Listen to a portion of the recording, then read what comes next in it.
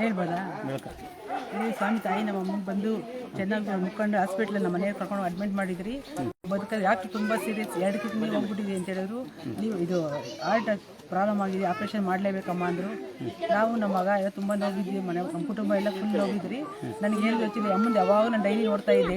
Daily ಮಲಗಬೇಕಾದ್ರೆ ಅಮ್ಮನ ಕೈ ಮುಕ್ಕೊಂಡೆ ನಾನು ಮಲ್ತಾ ಇದ್ದು. ಆ ಅಮ್ಮನ ನಂಬಿಟ್ಟೆ ಮಲ್ತಾ ಇದ್ದು. ಏನು ಆ ಅಮ್ಮನೇ ನಂಗೆ ದಾರಿ ತೋರಿಸ್ಲಿ ಅಂದ್ಬಿಟ್ಟು ಮುಕ್ಕೊಂಡೆ. ಅಮ್ಮ ನೀನು ಏನಾದರೂ ಮಾಡು, ನಮ್ಮ ಮಂಗಲೇ ನಿನ್ನ ಕೈಯಲ್ಲಿದೆ ಅಮ್ಮ, ಬದುಕ್ತೀಯೋ ಬಿಡ್ತೀಯೋ ನನಗೆ ಗೊತ್ತಿಲ್ಲ, ನಿನ್ನ ಕೈಯಲ್ಲಿದೆ ಎಲ್ಲ, ನಂಗೆ ತಾಲಿ ಭಾಗ್ಯ ನಿನ್ನ ಕೈಯಲ್ಲಿದೆಯಮ್ಮ. ನಾನು ಬಂದು ನಿನಗೆ ಅರ್ಕೆ ಇಟ್ಕೊಂಡು ನಿಮ್ಗೆ ಅರ್ಶಿನ ಕುಂಕುಮ ಸೀರೆ ಕೊಟ್ಟು ಮೊಡ್ಲಕ್ಕಿ ಕೊಟ್ಟು ನನ್ನ ಕೈಯಲ್ಲಾಗಿದ್ದು ನಾನು ಮಾಡ್ಕೊಂಡು ತಾಲಿ ತಂದು ಕೊಡ್ತೀನಿ ಅಂತೇಳಿ ನನ್ನ ಗಂಡ ಚೆನ್ನಾಗಾಗಲಿ ಬಂದು ಹಾಸ್ಪಿಟ್ಲಿಂದ ಜೊತೆಗೆ ತಿರ್ಗಿ ಹಾಸ್ಪಿಟ್ಲಿಂದ ಡಾಕ್ಟ್ರು ಹೇಳಿದ್ರು ಮನೆಗೆ ಹೋಗ್ರಿ ಅಂದರು. ಬಂದ್ರಿ, ಮನೆಗೆ ಬಂದ ಮೇಲೆ ತಿರ್ಗಿ ಸ್ಕ್ಯಾನ್ ಬೇರೆ ಕಡೆ ಮಾಡಿಸಿ ನಮಗೊಂಥರ ಡೌಟ್ ಬಂತು, ಮಾಡಿಸಿದ್ವಿ ಬೇರೆ ಕಡೆ. ಡಾಕ್ಟ್ರಿಗೆ ತೋರಿಸ್ತಾನೆ ಏನಿಲ್ಲ, ಡಾಕ್ಟ್ರಿಗೆ ಆಶ್ಚರ್ಯ ಆಗೋಯ್ತು. ಸ್ಕ್ಯಾನಿಂಗ್ ದೊಡ್ಡ ಡಾಕ್ಟ್ರು ಅವರು ಸರ್ಜನ್ನು, ಅವ್ರಿಗೆ ಒಂಥರ ಆಶ್ಚರ್ಯ ಆಗ್ಬಿಟ್ಟು ದೇವರೇ ಕಾಪಾಡಿದ್ದಾನಮ್ಮ ಅಂತ ಆಶ್ಚರ್ಯಪಟ್ಟರು, ಖುಷಿ ಪಟ್ಟರು. ದೇವ್ರು ಒಳ್ಳೆ ಮಾಡಿದ್ದಾನೆ ಅಂತ. ನನಗೆ ಅಮ್ಮನ ನಮ್ಗೆ ಮಲಗಿದ್ದೆ, ಮೂಕಿಂದ ನನಗೇನೋ ಗೊತ್ತಿಲ್ಲ, ಇದು ದೊಡ್ಡದಾಗಿ ಇಷ್ಟು ಒಂದು ಸ್ವಲ್ಪ ಬಂದು ನನ್ನ ಮೂಕಿಂದಲೇ ಬಂದು ಈಚೆಗೆ ಏನಂತ ನನಗೆ ಗೊತ್ತಿಲ್ಲ. ಮಲಗಿದ್ದಾಗ ಒತ್ತಿ ಒಂದು ನಾನೇ ಬಿಸಾಕಿದ್ದು ಅಮ್ಮನೇ ಬಿಸಾಕಿದ್ದು ನನಗೆ ಗೊತ್ತಿಲ್ಲ. ಈ ಮೂಕಿಂದ ಒಂದು ಬಿಸಾಕ್ತು, ಇಷ್ಟು ಉದ್ದ ಇತ್ತು, ನನಗಂತೂ ಗೊತ್ತಿಲ್ಲ ಅದೇನು ಅಂತ. ಗ್ಯಾಪ್ ಬರ್ತಾ ಇಲ್ಲ ಸರಿಯಾಗಿ, ಇವಾಗ ನೋಡ್ರಿ ಭಯ ಆಗ್ತಾ ಇದೆ. ಇನ್ನೊಂದು ಅಲ್ಲಾಡ್ಕೊಂಡು ಬರ್ತಾ ಇದ್ದು, ಮೂಕಿನ ಈಚೆ ಬರ್ತಾ ಇತ್ತು. ಬಂದಾಗ ನಾನೇನು ಮಾಡಿದೆ, ಅದಕ್ಕೆ ಅಮ್ಮನೇ ಕಿತ್ತಾಕಿದ್ದು, ನಾನಂತೂ ಕಿತ್ತಾಕಿ ನನ್ನ ಮನಸ್ಸು ನಾನೇ ಕಿತ್ತಾಕಿದ್ರೆ ಗೊತ್ತಿಲ್ಲ. ಅಮ್ಮ ಕಿತ್ತಾಕಿದಾಗುತ್ತೆ. ಒಂದು ಸುಮ್ಮನೆ ಮಲಗಿತ್ತು, ಇನ್ನೊಂದು ಒದ್ದಾಡ್ಬಿಡ್ತು. ಬೈಕ್ ಕಂಡ್ಬಿಟ್ಟು ನೋಡಿದೆ, ಆವಾಗ ಮುಕ್ಕೊಂಡು ಮೀಸಲು ಕಟ್ಟಿದ್ದ ಮನೆ ಚೆನ್ನಾಗಿ ಆರಾಮಾದ್ರು, ಇವಾಗ ಚೆನ್ನಾಗಿದ್ದಾರೆ. ಅದಕ್ಕೆ ಕರ್ಕೊಂಡ್ಬಂದಿದ್ವಿ, ತಿರ್ಗಾ ಬರ್ತಾನೆ ಇರ್ತೀವಿ. ಅಮ್ಮಂದು ಅರಕೆ ಇದೆ, ಯಲಹಂಕ ನಮ್ಮದು ಉಪನಗರ ಡೈರಿ ಕ್ಲಾಸ್ ಯಲಹಂಕ. ತಿರ್ಗಿ ಬಂದೇ ಬರ್ತೀವಿ. ಅಮ್ಮನ ಅರಕೆ ಇದೆ, ಸುಮ್ಮನೆ ಕರ್ಕೊಂಡ್ಬಂದಿದ್ವಿ, ತೋರಿಸ್ಕೊಂಡು ಅಮ್ಮನ ಕೈ ಮುಗಿಸ್ಕೊಂಡು ನಮ್ಮ ಮನೆಗೆ ನಡಿ ಅಂದರು. ಅದಕ್ಕೆ ಕರ್ಕೊಂಡ್ಬಂದಿದ್ದೀವಿ, ಬಂದೇ ಬರ್ತೀವಿ. ವರ್ಷ ಅಮ್ಮನ ಬಂದ್ರೆ ನಾವು ಮರೆಯಲ್ಲ.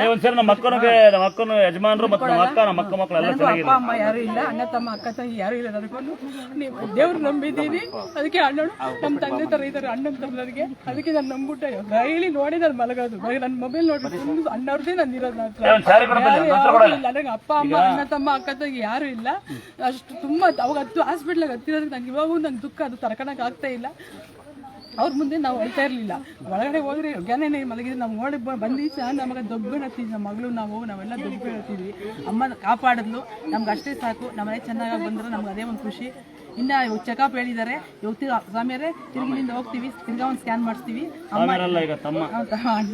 ಆಯ್ತು ತಮ್ಮ ಅವರೇ ಆಯ್ತು ಅಂತ ಅವ್ರ ಮನೆ ಇಲ್ಲಿ ಬಂದ್ಮೇಲೆ ನಾವು ಚೆನ್ನಾಗಿ ಡಾಕ್ಟ್ರು ಸಹ ಕರ್ಕೊಂಡ್ ಬರ್ಬೇಡ್ರಿ ಇಲ್ಲಿಗೆ ಅಂತ ಹೇಳಿದ್ರು. ದೂರ ಕರ್ಕೊಂಡು ಹೋಗ್ಬೇಡ್ರಿ ಅಂತ ಹೇಳಿದ್ರು ಡಾಕ್ಟ್ರು. ನಾವು ಆದ್ರೂ ಅಮ್ಮನ ಮೇಲೆ ನಂಬಿಕೆ ಇಟ್ಟು ಬಂದಿದ್ವಿ. ನಾವು ಹುಷಾರಾಗಿ ಚೆನ್ನಾಗಿದ್ದಾರೆ, ಆಗದೇ ಇಲ್ಲ, ಚೆನ್ನಾಗಿ ನೋಡ್ಕೊಳ್ರಿ ಅಂತ ಹೇಳಿದ್ರು. ಚೆನ್ನಾಗಾದ್ರು. ನಾವು ಅಮ್ಮನ ಮೇಲೆ ನಂಬಿಕೆ ನಮ್ಗೆ ಚೆನ್ನಾಗಿದೆ. ಅಮ್ಮನೇ ದಾರಿ ತೋರಿಸಿದ್ ನಮಗೆ, ನಾವು ಚೆನ್ನಾಗಿದ್ವಿ. ಅಮ್ಮನಿಂದ ಇವಾಗ ಕಾಪಾಡ್ತಾ ಚೆನ್ನಾಗಿ ಅಣ್ಣ ಅಕ್ಕ ತಂಗಿ ಅಣ್ಣ